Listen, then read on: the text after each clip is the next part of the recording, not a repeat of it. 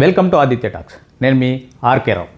ఈరోజు ఆంధ్ర రాష్ట్రంలో ఉన్నటువంటి ఒక పుణ్యక్షేత్రం గురించి అయితే మాట్లాడుకోబోతున్నాం. దాని గురించి మాట్లాడుకోబోయే ముందు ఇంతవరకు నా ఛానల్ని సబ్స్క్రైబ్ చేసుకోకపోతే ఒకసారి సబ్స్క్రైబ్ చేసుకోండి, అలాగే లైక్ చేయండి, షేర్ చేయండి.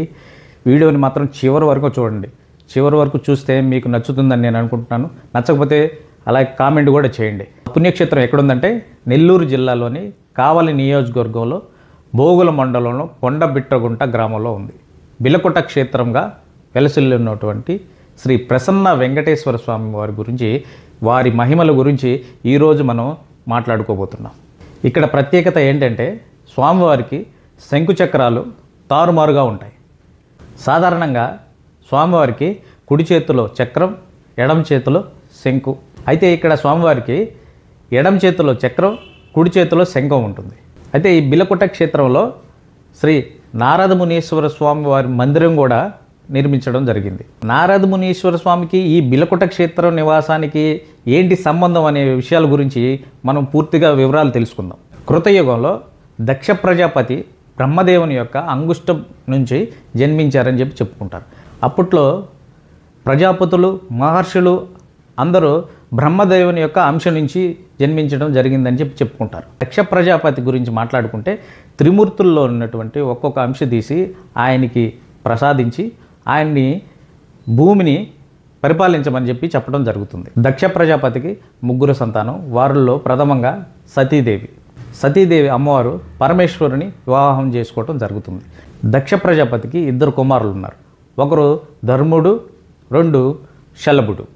అయితే ఆ కుమారులు ఎవరైతే ఉన్నారో వారికి ఈ ప్రజాపతులు, పరిపాలన ఇవన్నిటి మీద ఇంట్రెస్ట్ ఉండేది కాదని చెప్తుంటారు. అయితే ఇక్కడ బ్రహ్మదేవుని యొక్క మానసపుత్రుడైనటువంటి నారద మునీశ్వర స్వామి వారి గురించి కూడా మనం ఇక్కడ మాట్లాడుకోవాలి. దక్ష ప్రజాపతి, నారద మునీశ్వరులు ఇద్దరు సోదర సమానులు. దక్ష ప్రజాపతి కుమారులు ఉన్నారో వారికి ఈ ప్రజాపతులు, పాలనా విధానాల మీద పెద్దగా ఇంట్రెస్ట్ ఉండేది కాదని, అలాగే వారికి బ్రహ్మజ్ఞానం మీద ఎక్కువ ఇంట్రెస్ట్ ఉండటం గమనించినటువంటి నారద మునీశ్వరుడు వారిని భూలోకంలో తీసుకొచ్చి ఇక్కడ బిలకొట్ట క్షేత్రంలోనే వారికి బ్రహ్మజ్ఞానాన్ని ప్రసాదించారని చెప్పడం జరుగుతుంది. ఈ విషయం తెలుసుకున్నటువంటి దక్ష ప్రజాపతి నారద మునీశ్వరుడి మీద చాలా కోపంతో రగిలిపోతూ ఉంటారు. అయితే ఒక సభలో దక్ష ప్రజాపతి వస్తున్న సందర్భంలో శివుడు లేచి నిలబడలేదనే విషయంలో దక్ష ప్రజాపతికి కోపం వస్తుంది శివుడి మీద. అదే కోపాన్ని మనసులో పెట్టుకొని శివుడి మీద రగిలిపోతూ ఉంటాడు. శివుడు లేని యాగం నేను చేసి చూపిస్తానని నిరీశ్వర యాగం చేస్తాడు.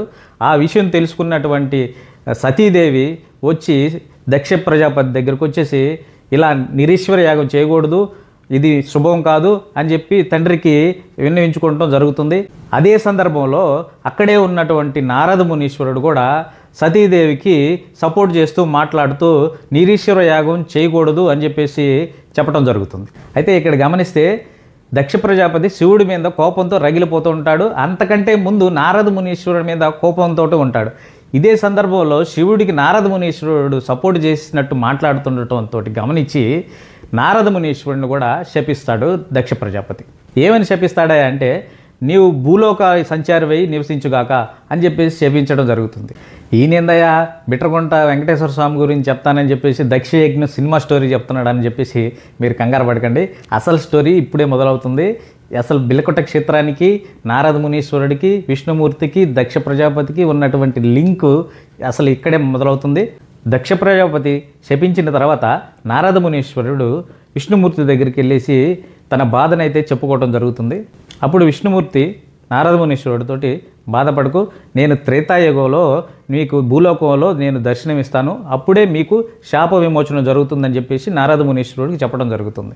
అయితే ఇక్కడ ఈ బిలకొట్ట క్షేత్రానికి దక్షయజ్ఞ స్టోరీకి ఎలా అయితే లింక్ ఉందో ఇక్కడ గజేంద్ర మోక్షం స్టోరీకి కూడా లింకప్ అయి ఉంది.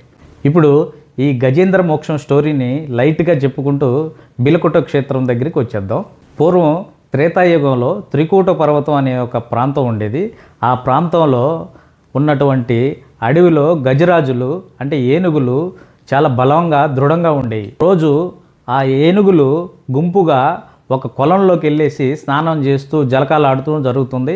అదే సందర్భంలో అక్కడే ఆ కొలంలో ఉన్నటువంటి ఒక ముసలి వచ్చేసి ఆ గజరాజుల్లో ఉన్నటువంటి ఒక గజరాజుని కాలు పట్టుకోవటం జరుగుతుంది. ఆ గజరాజు ఆ ముసలి నుంచి విడిపించుకోవడానికి కోసం ప్రయత్నం చేస్తూ తన శక్తినంతా కోల్పోయేసి విష్ణుమూర్తిని ప్రార్థించడం జరుగుతుంది. గజరాజు పూర్వజన్మ ఫలంగా విష్ణుమూర్తిని ప్రార్థించడం జరుగుతుంది. మహాప్రభు, మీరు తప్ప నన్ను రక్షించేవారు లేరు, మీరే నాకు దిక్కు, మీరే నాకు శరణాగతి అని చెప్పేసి విష్ణుమూర్తిని ఆర్తితోటి ప్రార్థించడం జరుగుతుంది. ఆ ప్రార్థనలు విన్నటువంటి విష్ణుమూర్తి వైకుంఠంలో నుంచి భూలోకానికి హడావిడిగా బయలుదేరేసి రావటం జరుగుతుంది. విష్ణుమూర్తి వెంబటే లక్ష్మీదేవి, శంకుచక్రాలు అలాగే అందరూ రావటం జరుగుతుంది. వచ్చిన వెంటనే విష్ణుమూర్తి తన చక్రంతోటిసి ఆ ముసలిని వధించడం జరుగుతుంది. అదే సమయంలో గజరాజుకి విష్ణుమూర్తి మోక్షం ప్రసాదించడం జరుగుతుంది. ఈ ప్రక్రియలోనే విష్ణుమూర్తి యొక్క శంకుచక్రాలు తారుమారవటం జరుగుతుంది. ఎడమ చేతిన చక్రము, కుడి చేతిన శంఖము ఉండటం జరుగుతుంది. ఇది గమనించినటువంటి లక్ష్మీదేవి వారు, స్వామి మీరు ఇదే రూపాన ఇక్కడే భూలోకంలో ఉన్నటువంటి నారద మునీశ్వరుడికి కూడా మీరు దర్శనం కలిగించి వారిని కూడా శాప విమోచనం కలిగించండి స్వామి అని చెప్పేసి లక్ష్మీదేవి వారు కోరటం జరుగుతుంది. అప్పుడు విష్ణుమూర్తి బిలకుట క్షేత్రంలో తపస్సు చేసుకుంటున్నటువంటి నారద మునీశ్వరుడికి దర్శనమిచ్చి నారద మునీశ్వరుడిని శాప విమోచనం చేస్తాడు. అప్పుడు నారద మునీశ్వరుడు చాలా సంతోషంతో, స్వామి ఇదే రూపంలో ఈ బిలకుట క్షేత్రంలో మీరు వెలిసి ఇక్కడ ఉన్నటువంటి ప్రజలకు మీరు దర్శనాన్ని ప్రసాదించండి స్వామి అని చెప్పేసి నారద మునీశ్వరుడు కోరటం జరుగుతుంది. నారద మునీశ్వరుడికి విష్ణుమూర్తి బదులిస్తూ, ఇది సందర్భం కాదు, కలియుగం వస్తుంది, కలియుగంలో తిరుమలలో నేను వెంకటేశ్వరుని అవతారంలో రావటం జరుగుతుంది. ఆ సందర్భంలో మీరు నాలో ఉన్నటువంటి కొంత అంశని ఈ బిలకుట క్షేత్రంలో ప్రవేశపెట్టి ప్రతిష్ఠించాలని చెప్పేసి నారద మునీశ్వరుడికి చెప్పడం జరుగుతుంది విష్ణుమూర్తి. అదేవిధంగా కలియుగంలో నారద మునీశ్వరుడు సూక్ష్మ రూపంలో ఇక్కడ శ్రీ ప్రసన్న వెంకటేశ్వర స్వామిని ప్రతిష్ఠించారని చెప్పేసి చెప్పుకోవటం జరుగుతుంది. అయితే ఇక్కడ స్వామివారు ఎలా కనిపించారు అనే విషయం గురించి కూడా మనం చెప్పుకోవాలి. పూర్వం 850 సంవత్సరాల క్రితం చోళులు పరిపాలిస్తున్న సమయంలో ఈ బిలకుట క్షేత్రానికి దగ్గరగా ఉన్నటువంటి గౌరవరం ప్రాంతానికి రాజు సుధర్ముడు. ఆ రాజుకి చాలా ఏళ్ళగా పిల్లలు సంతానం కలగకుండా ఉండటం జరుగుతుంది. అయితే వారు వెంకటేశ్వర స్వామిని, తిరుమలలో ఉన్నటువంటి వెంకటేశ్వర స్వామిని ప్రార్థించడం వలన వారికి ఒక కుమార్తె జన్మిస్తుంది. ఆమె పేరు గౌరమాంబ. ఈ గౌరమాంబ చిన్నప్పటి నుంచే వెంకటేశ్వర స్వామి వారు భక్తురాలు అవటం వల్ల ఆమెకి ఒకరోజు కలలో కనిపించి, నేను ఇక్కడ దగ్గరలోనే నేను ఉన్నాను అని చెప్పేసి కలలో ఆమెకి చెప్పడం జరిగింది. అయితే ఆమె రాజుగారికి చెప్పడం జరుగుతుంది.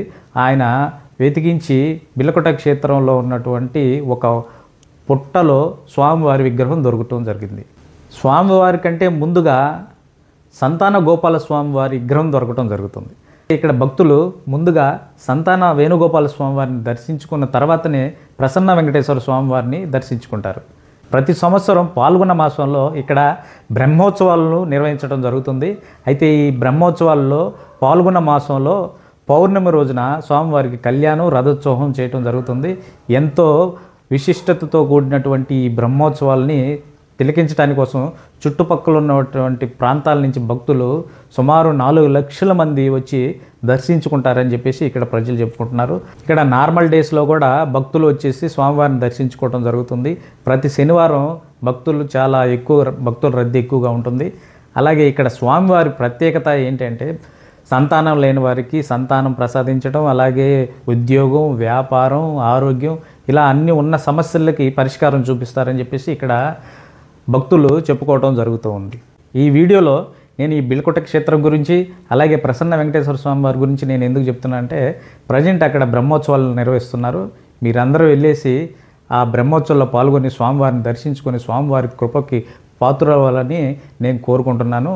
అయితే ఇక్కడ ఆ బిలకుట క్షేత్రం కొండబిట్రగుంట కావలి నియోజకవర్గం కిందకు వస్తుంది. కాబట్టి కావలి నియోజకవర్గ ఎమ్మెల్యే, ప్రస్తుత కావలి నియోజకవర్గ ఎమ్మెల్యే కావ్య కృష్ణారెడ్డి గారు ఎంతో ప్రతిష్టాత్మకంగా తీసుకొని బ్రహ్మోత్సవాలు నిర్వహిస్తున్నారని చెప్పేసి ప్రజలు చెప్పుకుంటూ ఉన్నారు.